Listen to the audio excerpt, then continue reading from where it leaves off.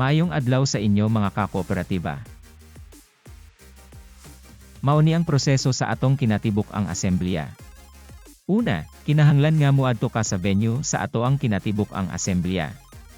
Ikaduha, magparehistro dayon ka sa atong registration station, na ay na-assign na kawani para motabang kanimo. Para ma-update og mabalaan kung ikaw mix o non-mix. Kung ikaw non-mix, diretso ka sa pagkuha sa atong annual program.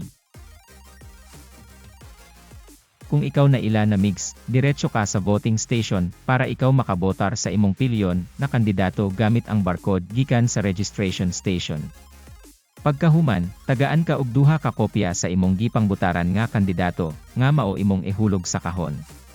Kung ikaw wala nay laing pangutana, pwede na dayon ka magpadayon sa pagkuha sa atong annual program. Daghan salamat.